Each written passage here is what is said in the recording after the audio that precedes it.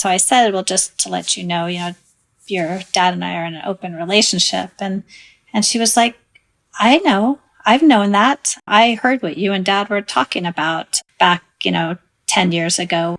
We used to call her big ears because she could hear everything that was going on. And so obviously. Yes.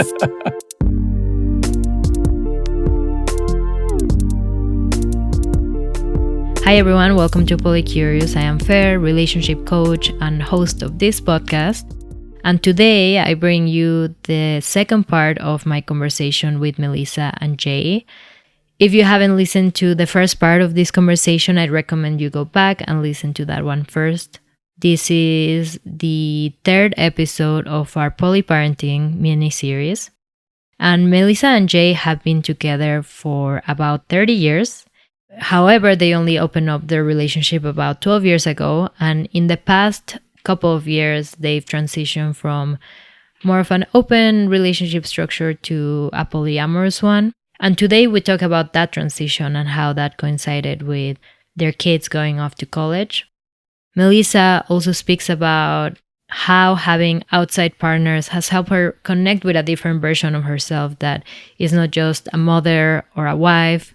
They also share how they have learned to cope with their different ways of reacting and approaching non-monogamy. This is really common. There's normally one person in their relationship that needs more reassurance or more connection, and the other one might need a little bit more space when they're struggling with something. We also talk about how they told their kids about their open relationship and how each of them reacted in a different way. And they also share how they actually wish they had told them sooner. So if you're a parent and you're wondering how to approach the subject, if you should approach the subject in the first place, you might find this conversation interesting. Okay guys, let's get into it. Here's my conversation with Melissa and Jay.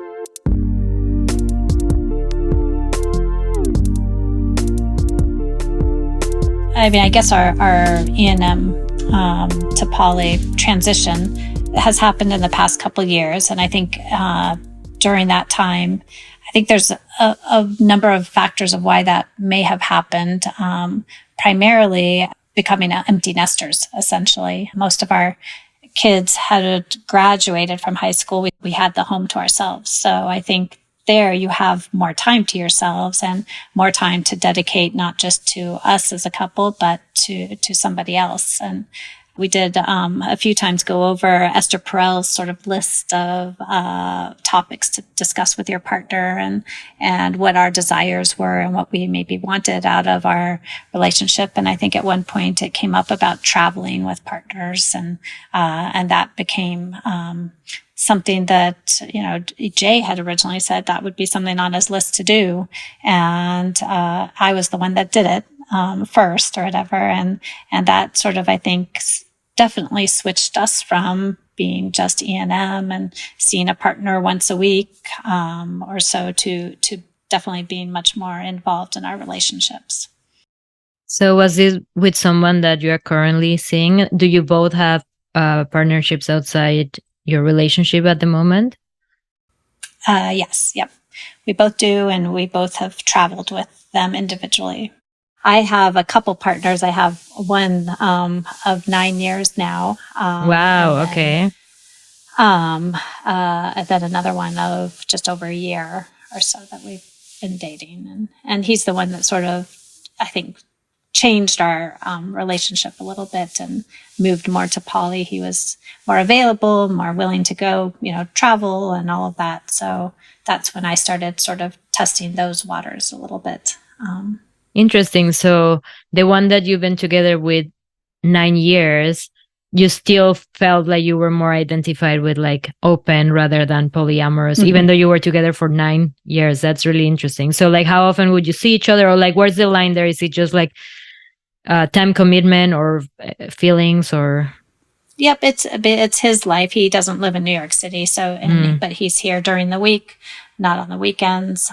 So his availability is just different. And so we see each other, every other week, and it's nice. And yes, I enjoy the comfort of the sort of quote old relationship now as well too. And that's nice. And, yeah, we've grown together, I think, in a lot of different ways. And are Nice. both of your partners also partnered? Yes. Mine of 9 years is married, and then my current partner is poly or E&M, so has one other partner right now. Yeah, I mean, I think there were two sort of evolutions that happened, or maybe two or three. I mean, one is the sort of the maturity of our marriage. As we get to, I guess Melissa and I sort of think about this as the third phase of our marriage. This is kind of the Esther Perel line, which I really like, is, when she deals with couples dealing with infidelity, she often uses this line, so your first marriage is over. Are you ready to have a second marriage to the same person? And I think for Melissa and me, that's kind of how things evolved. We had sort of the first phase of our marriage, which was, our original dating life and enmeshment and togetherness, with moving around the world, raising our kids. The second phase was still with our kids, but more of a, open E&M, occasional swinger-ish type experiences, to this third phase. And that aligns, I think, with the maturity of our marriage.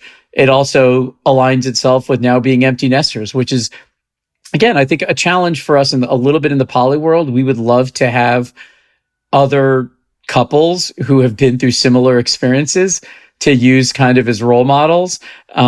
But in fact, what often ends up happening is that because we have a pretty large community of open, poly friends, a lot of them turn to us for advice and guidance, because we've been through so much together. But it's much harder for us to turn to them because their perspectives just don't, they can't bring to it the same type of life experiences and challenges. So I think one piece is that. And then the second is time, as your kids leave the house and you have more availability of opportunity to do things, you're more likely to do it.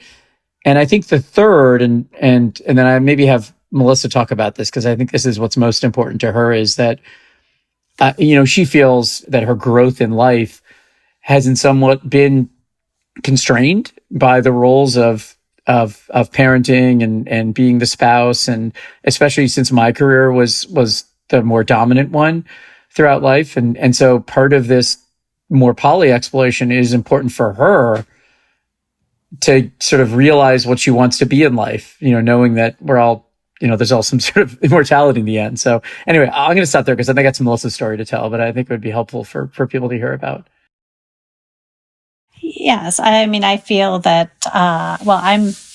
I tend to be an extroverted introvert. And so I think, for me, a lot of my energy comes from being around people. And that I think part of this poly life, for me, is actually having intimate experiences, and not necessarily sexual, but with other people who I can grow with and develop different interests or hobbies, and expanding beyond just my marriage.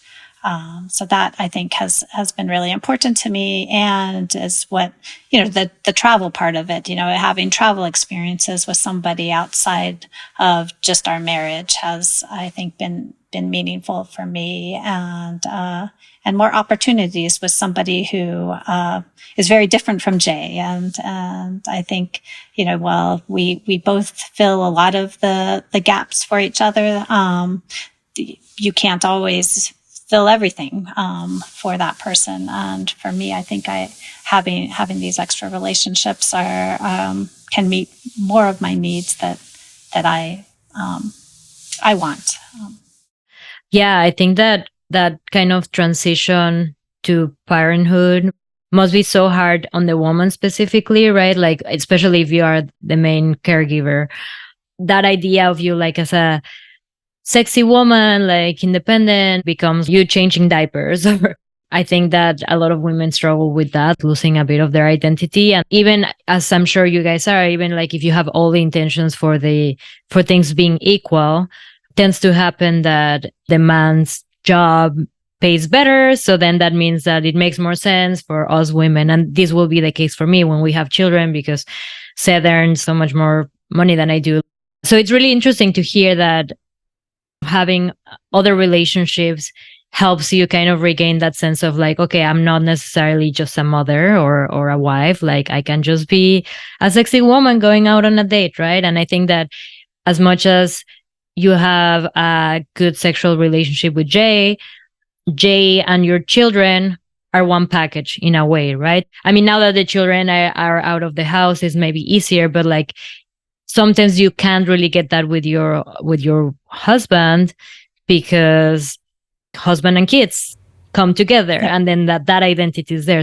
I think that having outside relationships gives you that opportunity to feel independent again, perhaps. Yes, I think you say it perfectly. Yep.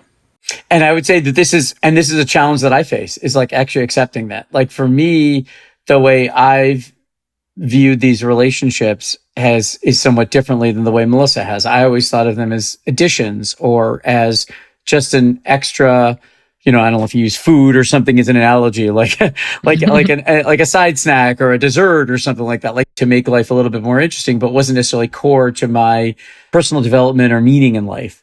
Even though these people were meaningful to me and important and close friendships, whereas I think for Melissa, they were much more part of her core identity and development. And we've struggled a lot with this. I've struggled a lot with it, with the same question you asked early on, am I enough? Right? I constantly have gone back over the years on different occasions when I felt insecure and been said to Melissa, like, wait, like, didn't I do enough to make, as Melissa pointed out before, that I've always made her feel loved and like she was enough. Then I would feel like, oh my God, did I actually not do enough of that? And I should have done more, And I guess another thing that's important for your listeners to think about is that I think these are just all normal feelings that come and go, right? It's really hard to like train your brain to never have them. I think it's better to let them come to you if they come, but just learn better coping skills. And so for me, that's just been really important. And also to be able to ask Melissa, it's like when I'm feeling that insecurity, being like, can we spend some time together? Can we just snuggle on the couch tonight or do something that makes me feel reconnected? Because I understand intellectually what she needs. It's feeling that emotional security to let that happen. I think that's often been a challenge. And I think for her as well, but just in different ways. Yeah. I think that it intellectually, but your feeling might not be matched with what you're thinking. Intellectually, she loves me, I'm enough, blah, blah, blah. But then the moment she goes maybe on a trip with her other partner and you realize how much she needed it, you're like, oh, haven't I been giving her this? In one of our previous episodes with Carol and David, I don't know if you've met them, but they named that mismatch between what you're thinking and what you're feeling, Wonkies or something. Like they have a name. I do know her. She was in my ladies group, and she used the Wonkies. I always remember her saying that. Oh, nice. What group is this? We had, we don't meet anymore, but for about 5-6 years, a poly ladies group. So we would meet once a month and just sort of talk about some of the difficulties that we were all having. We'd each have a turn to talk about it, or the positives that we're having as well. And so it was a really lovely support group. That's awesome. We had going on for a while. That's awesome. I'll definitely add the link in the show notes for the episode with them. I thought it was a really great one, and I'll share it with you guys as well if you want to listen to it. But yeah, I like that she had a word for it, because sometimes we feel guilty, like, why am I feeling this way if I know this? Like, I should know better. I think that we all need to recognize feelings are feelings and you can't necessarily control them. And I think that when you accept, okay, my brain is telling you one thing, but my body is telling me another thing, and you actually honor what your body is telling you, and then you are like, okay, well, I am feeling jealous, or I'm feeling not enough. Let's snuggle. Let's whatever it is that you need to do. I don't know if you have any other like coping strategies for. I know you mentioned just asking for reassurance, but anything else that you guys do when you are feeling the wonkies? I think mostly it's talking about it. And like Jay said, I think it's the physical connection that sometimes makes you feel a little bit closer and helps feel connected to your partner. Yeah, I think it takes a while to recognize this and understand it. When I'm feeling out of sorts and things, I want sex and cuddling and, saying good things about each other. To me, that's what really brings me together. Melissa often doesn't feel that like doing that unless she feels positive, right? She has a harder time saying like, okay, well, we're just going to, I'm going to shower you with attention, because if I'm feeling negative, it doesn't come as easily to her. And then she herself also often needs space to process things before she's ready to come to me. And, again, a lot of this has to deal with your kind of attachments and the way you deal with things. And so this has been a tension that we've always dealt with, even long before we opened our relationship. So, and again, I think it's one of those things that you really need to know yourself and your body. And I found that over time, I'm still learning about myself. And I think I guess I like to use, the sort of the idea that like I'm here from the future to tell people who are younger, you're not going to ever know yourself perfectly. Like you're just going to keep learning, and because as things change, you're going to change and you're going to feel differently about stuff. And the same is true with your relationship. Even if you've been together 30 years, as Melissa and I have, I am still discovering things about her that I didn't know. And they're not secrets. They're just things about the way she thinks and views the world that it's like, oh, now I understand a little better. So. That's great to hear. That's great to hear. As someone who has like been 5 years with someone and like hopes to be with that person for like a long time, it's good to hear that there's always new things coming up. I think going back on to the Wonkies as well was early on when we were first starting dating, and we weren't sleeping over at people's houses at that time, and so we'd come home after a date and get in bed with our partner, and that was one time where I didn't want him touching me. Actually, I would want him to stay on his side of the bed, I'd be on my side of the bed for that first night, and it wasn't until maybe the following night that I was ready then to reconnect. Whereas the opposite was the case for him. I would come home from a date. As soon as I came home, all he wanted to do was hug me and snuggle with me and hear about it, as he had mentioned earlier. Yeah. And it's also like recognizing that different things work for different people, and that it doesn't, as you guys were saying before, like it doesn't have to be even, right? Like then when Jake comes back from a date, you guys take some time, and when you Melissa come back from a date, then you snuggle. It's fine. Like you don't have to like act the same when you guys come back from a date. Going back to like Jay, you mentioned that sometimes for Melissa it's difficult to give you that thing that you need at that moment. I think that the asking for reassurance comes with the caveat of there's no fix.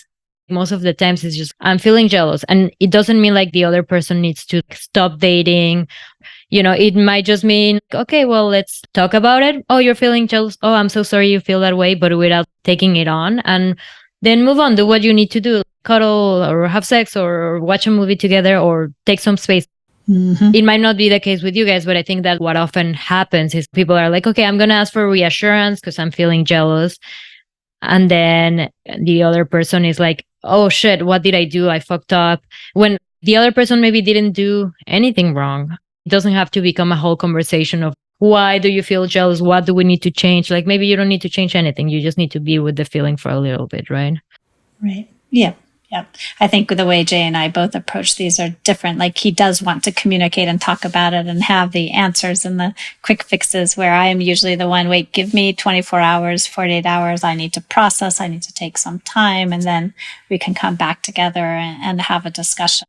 And I'm a little bit slower to sit in my thoughts and think through things a little bit more before I'm ready to actually come back and talk about them.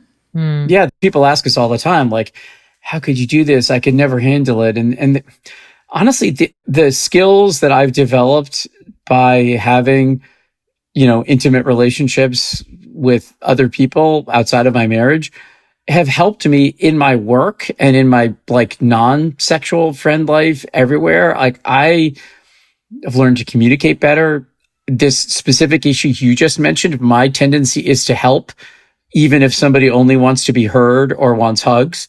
And I have had to learn how to shift that way as well, too. So, to me, kind of the same forces that drove us to move around the world and to take on the challenges of having multiple kids and to solve all these complex problems and stuff were somewhat similar to some of the personal growth that we get from the poly life. It creates incredible feelings of love and affection and intimacy and erotic energy, but it also comes with a lot of incredible challenges. But I do think that the skills we're building in learning how another person copes and deals with insecurities and how we manage that ourselves, helps us in every aspect of our life. Yeah, definitely. And it sounds like you guys have really grown a lot, which is really great to see. Hi everyone. Before we go into the second part of this interview, I want to quickly tell you about two things. If you're listening to this podcast, you've probably realized by now non-monogamy can be really challenging. You may need help learning how to communicate, set boundaries, or even just figure out what it is that you want in the first place. That's why I created Polycurious, and that's also why I became a relationship coach. So if you feel like you need a hand walking down the Polycurious path, you can schedule a free exploratory call with me by going to our website polycurious.com. Secondly, I wanted to tell you about STD Check.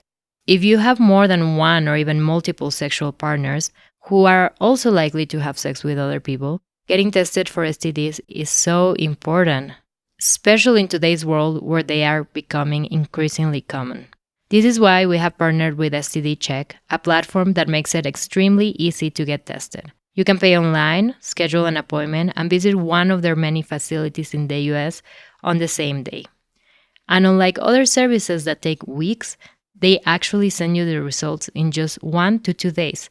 So if you want a $10 discount to get tested, visit the link in the show notes or go to polycurious.com. Now back to the show. Since we're talking about challenges and you mentioned how, your younger, non-monogamous friends come to you and you wish you maybe had a couple like you that had the same specific challenges. What are those specific challenges that you feel like you experience and that maybe you don't have other people to turn to? And then, what would you say to people out there? Because I'm sure that there's going to be a couple listening that maybe does have your situation. What would you tell to them? I think one of them was the kids. Having kids and navigating that. I think both of us in retrospect now wish we'd maybe done it differently with the kids. We only opened up to them in the past year, I think it is, a year and a half. And how old are they now? We let them know. 24, 21, and 19. Mm-hmm. When we did open up, I was actually having a morning with my daughter because now we have, our partners sleeping over sometimes, and she had come back from college, or actually was moving into our house because she had left her ex-boyfriend and so needed a place to stay.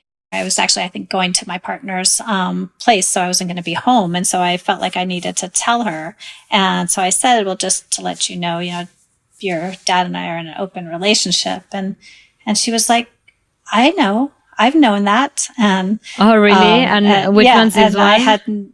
This is my oldest. And, so it was not a surprise, and things had come out over time. I think my sisters had an accidental discussion with her about it, but had never shared that with me. And then really what she says, I heard what you and Dad were talking about, back, 10 years ago when we lived in a small apartment in New York City with 5 of us. And so when we had to have discussions about what was going on, there wasn't a lot of space. And so I'm sure that they were hearing, or I know now that they were hearing a bit of it. We used to call her Big Ears because she could hear everything that was going on.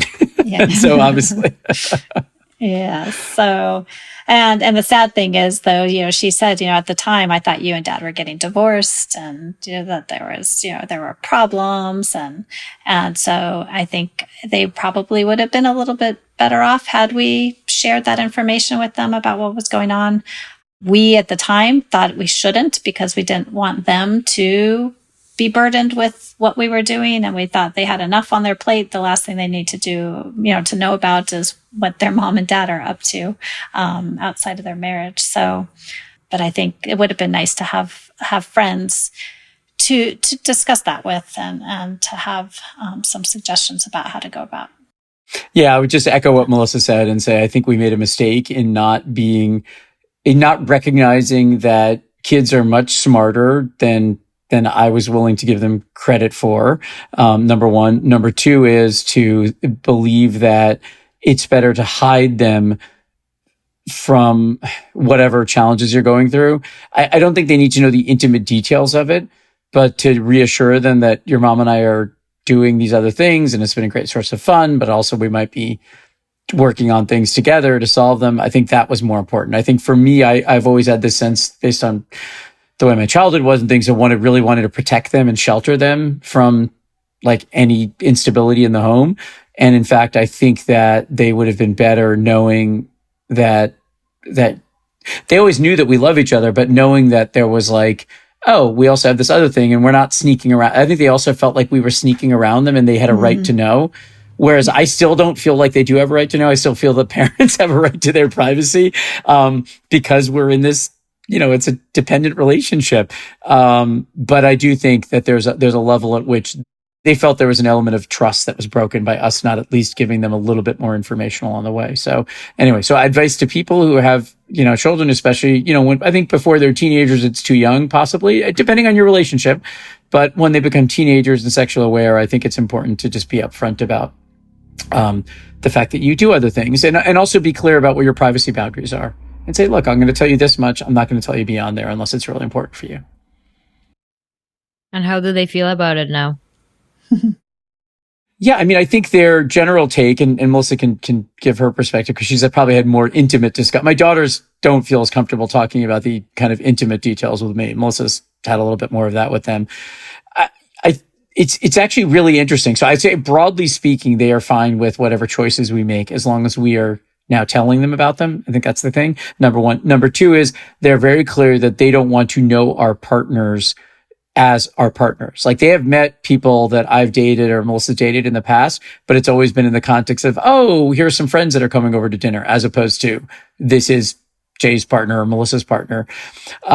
So they're okay with things that we do. They just want to, have a little bit of clarity about when we go out, that what we're doing, just saying, oh, we're going to, as opposed to just saying we're going to be gone until tomorrow, saying exactly, we're going to go meet a partner of ours or something. And the third is they just want some boundaries on having family time being somewhat sacred. And there's another, one of my partners has the exact same relationship with her kids. There is something interesting though about the way kids react and that we've learned, which is that they all have, we couldn't have predicted how each of them would view non-monogamy. They reacted in ways that we didn't think was actually what we would have predicted based on how we've known them since they were born. Yes, I had the conversation with my daughters 8 months ago or so when I was in Paris with them, and it came up, and we started talking about non-monogamy, and our oldest daughter has always been sort of the most academic, most thoughtful, and I would say maybe feeling a little more uptight. And our middle daughter, to me, was always a little bit more free-flowing and lighthearted, and I think accepting and all that. And when I was talking about this, my second daughter, she immediately said, if you need to have non-monogamy, there's something wrong with your relationship. And my older daughter was much more intrigued by it and had already thought about it. And so I was surprised to hear their reactions. Both of them, though, were fine. You do what you need to do. And as long as you and Dad are happy, and we'd like you to, continue to stay together. So if that's the case, then that's fine. But yes, it was surprising to see their personalities come out in that way. Yeah, it's so interesting because, I've heard an experience like the other way, like me talking to my mom and my mom kind of thinking, but that means that there must be something wrong, right? Like, I mean, a lot of people who are unfamiliar with it think that. And my experience was that they just need a little bit of education. They've heard these before that like there must be something wrong in your relationship, so they're just kind of like almost repeating what they've been taught. And then when if they are actually open to like listening and you are open to sharing, one often is very surprised by how actually receptive to it they can be. I don't know if you just had that one conversation and that's it, or if you've had other conversations with your daughter, but I wonder if you think that maybe now she's wrapping her head around it a little bit more. We've had some conversations since then, and she's accepting. She's fully accepting of our situation. I think she's been dating the same guy for 3 years. I think she's very happy in her relationship, looking forward to marriage and children in, I think, a very traditional sense. So for her, that is what she's interested in, which again is fine as well. I think there's no right way to have a relationship. So I think in the past few months, since we've had more and more conversations around this, we had them all home for the summer. All 3 of them were back in our apartment for 3 months. So we had many conversations during that time. And I think they've all been very kind about it. Yeah.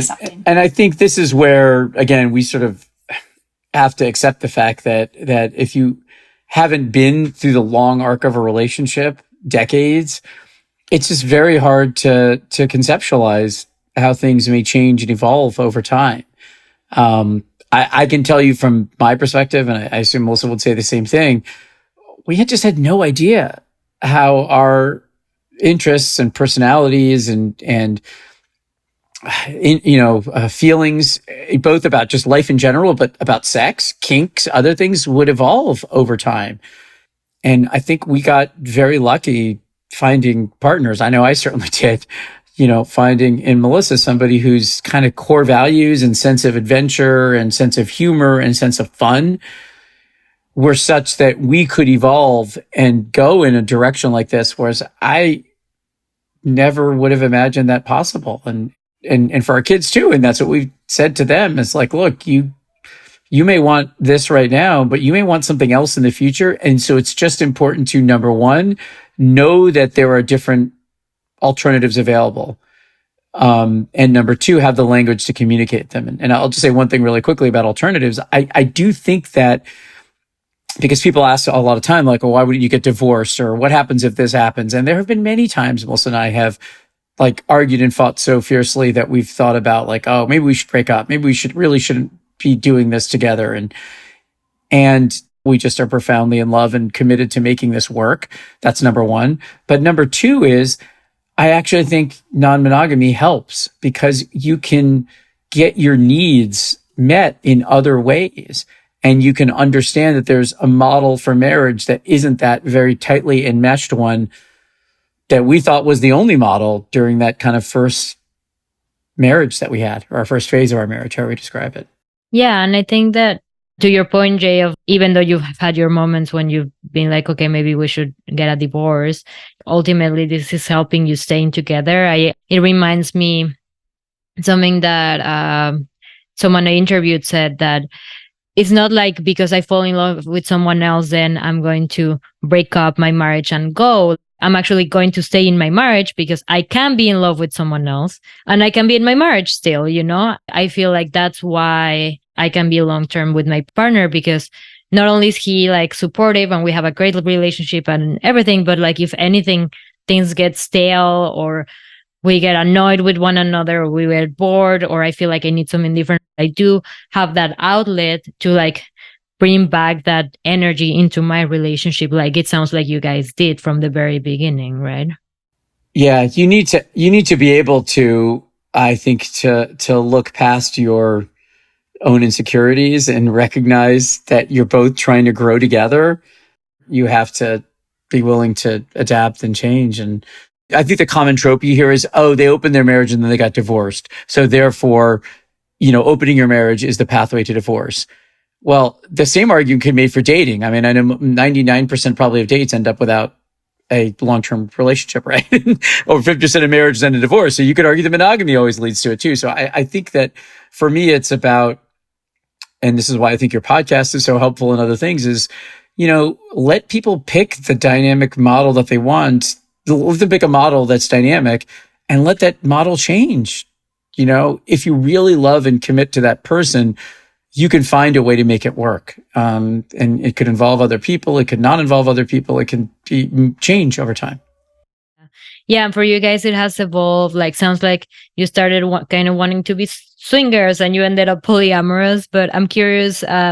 You mentioned you each have like one, sounds like committed partnership.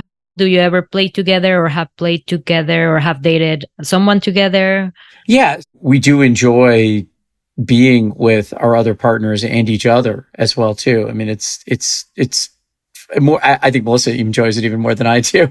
More than I mean, I enjoy the sort of separateness of relationships, but I also enjoy us being together because we love each other. We're not threatened by the kind of intimacy that you can get with other people so much.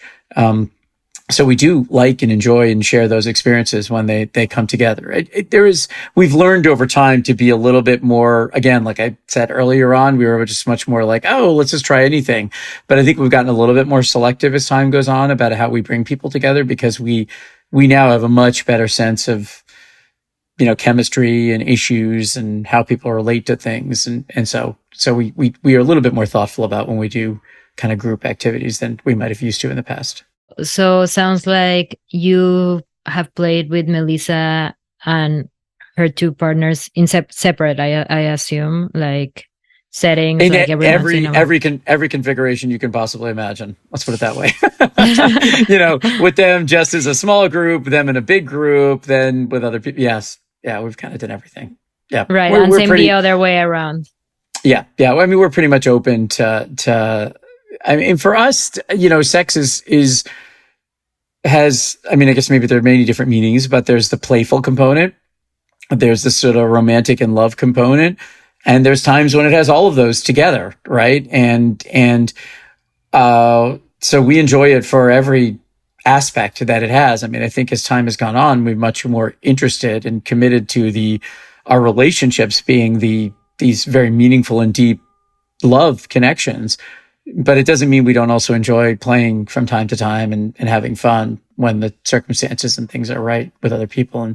And for us, it doesn't have that same, I think, weight that it might. I think what's really critical is that the two adults are entering it are very open and respectful of each other. I mean, I think probably my biggest challenge for me is that it is much, as you talk to any poly community, it's just much, much harder for a straight cis male who's married to meet, partners on an ongoing basis than it is for than for example, for Melissa's situation, simply because there's kind of that in between, like there's people you can just meet up for occasional friends with benefits types things. That's not super challenging if you're kind of nice and normal and you're out there and you're in a big, community like New York is.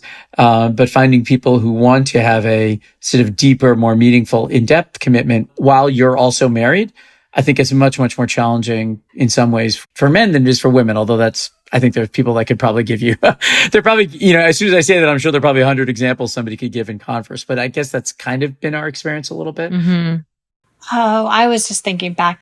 For me, sex is just another form of communication. And so that's kind of what I get out of it, whether it's individual one-on-one or with, multiple people together. I feel like it's just an added way to communicate. And for me, who tends to be a quiet introvert or whatever, I think it's a fun experience. Mm-hmm. Yeah, I noticed that how you view sex is similar how I view it. It feels to me like, why not? Like, I don't know how to explain it better, but I think that a lot of people are like, oh, it's either friends or romance, and romance and sex go together, and friends, you don't do any sexy things with friends. And for me, it's like, I can have a friend who's attractive, and if we're both willing to engage in that type of like sexual relationship, I can very much put the romance aside and just focus on that experience, right? I think that I've become more cautious about it, because I think that I've like had that mentality before with people who maybe had the other mentality of romance and sex go together, right? So I think that I'm a lot more careful, and also just because of time commitment and all of that. But I find that I've always found that really interesting, like that distinction, because yeah, not many people can say what you just shared, Melissa, and what I'm sharing, that like uses sex as a way of communicating, or that like, sure, I would prefer like a deeper connection, but if it's a friends with benefits, I'm fine with that as well, and I think that it's very interesting. But well, we could continue chatting. It's been so interesting, and there's so many. Before I wrap up, I normally like to ask all of my guests, kind of like as a final message for the listeners, what would you tell to a polycurious person? I would say that number one, have a deep discussion both with yourself as well as with your partner or other partners, what it is that you're looking for in this experience. You may not know for sure, but it's helpful to think about, is this for play? Is this for personal growth? Is this for, additional deep love in your life? I think it's very helpful to know that about yourself and be able to communicate that to especially if you have another partner, so that you can both be on the same page of why you're doing it and what the opportunities and the threats are. I would say that's number one. Number two is, I think it's really great now, as opposed to when we opened up, that there is so much information available, whether it's your Polycurious podcast or whether it's, brilliant writers like Esther Perel. I would say do a lot of reading and thinking about this issue from other sources to hear others' experiences. And the third is, know that there's abundance and opportunity. Like, it's not as if you do this in your 20s and you don't have a good experience, you can't do it again 5 years later or 10 years later or 15 years later. You can be like Melissa and me and have these things evolve over time. So understand that it's not something you try once and never have to try again. You can go in different directions at different times in your life, depending upon your needs. Yeah, that's great. Melissa, go for it.